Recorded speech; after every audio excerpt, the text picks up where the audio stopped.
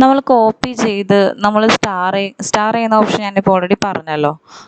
അപ്പോൾ ഒരു സ്റ്റാർ ചെയ്ത ഒരു യൂണിറ്റ് നമുക്ക് വേറൊരു പ്രൊജക്റ്റിൽ കൊണ്ടുവന്ന് നമുക്ക് അത് പ്ലേസ് ചെയ്യണമെങ്കിൽ നമുക്ക് കുറച്ച് എററും കാര്യങ്ങളൊക്കെ വരാറുണ്ട്. അപ്പോൾ അങ്ങനത്തെ എററൊക്കെ വരുമ്പോൾ നമ്മളതെങ്ങനെ ഫേസ് ചെയ്യണേ, അതെന്ത് ടൂൾ വയ്ക്കും, അത് സോൾവ് ചെയ്യണം എങ്ങനെയാണെന്നുള്ള ഒരു മെത്തേഡാണ് ഞാൻ പറയണേ. ഇതിപ്പോൾ ഇതിന് മുന്നേ ചെയ്തിട്ടൊരു പാനലാണ്, ഹെഡ് പാനലാണിത്. ഈ ഒരു ഹെഡ് പാനൽ ഞാനവിടെ കൊണ്ടുവന്ന് വെച്ചു.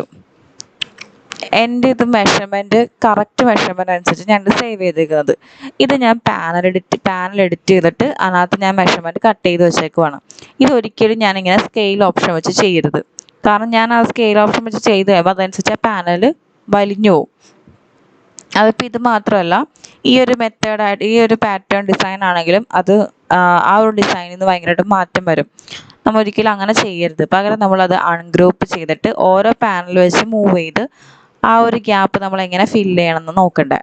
അതല്ലാതെ നമ്മൾ AC വേയിലൂടെ അങ്ങനെ ചെയ്ത് പെട്ടെന്ന് സ്കെയിൽ ചെയ്ത് കഴിയുമ്പോൾ അതിൻ്റെ മെഷർമെൻറ്റ് ചേഞ്ച് ആകും. പിന്നെ നമ്മൾ കോപ്പി എടുത്ത ഓപ്ഷൻ ആയതുകൊണ്ട് കുറേ എറർ കാര്യങ്ങളൊക്കെ വരും, നടുക്ക് ഗ്യാപ്പ് വരും, അങ്ങനത്തെ കുറച്ച് ഇഷ്യൂസ് കാര്യങ്ങളൊക്കെ വരും. അപ്പം അത് ജസ്റ്റ് എങ്ങനെ സോൾവ് ചെയ്യുമെന്ന് വെച്ചാൽ വേറെ ഒന്നുമില്ല, നമുക്കത് അൺഗ്രൂപ്പ് ചെയ്തിട്ട് റീഅറേഞ്ച് ചെയ്യാമെന്ന് മാത്രമേ ഓപ്ഷനുള്ളൂ. അതും ജസ്റ്റ് റീഅറേഞ്ച് ചെയ്ത് വെച്ചാൽ മതി. നമുക്ക് വേറൊരു സാധനം നമുക്ക് ഇതുപോലെ സ്റ്റാർ ചെയ്തെടുക്കാൻ പറ്റും. അപ്പോൾ ആ എടുത്ത് കഴിയുമ്പോൾ റീഅറേഞ്ച് ചെയ്യാൻ വേണ്ടിയിട്ട് അൺഗ്രൂപ്പ് ചെയ്തിട്ട് മാത്രമേ അത് യൂസ് ചെയ്യാൻ പാടുള്ളൂ.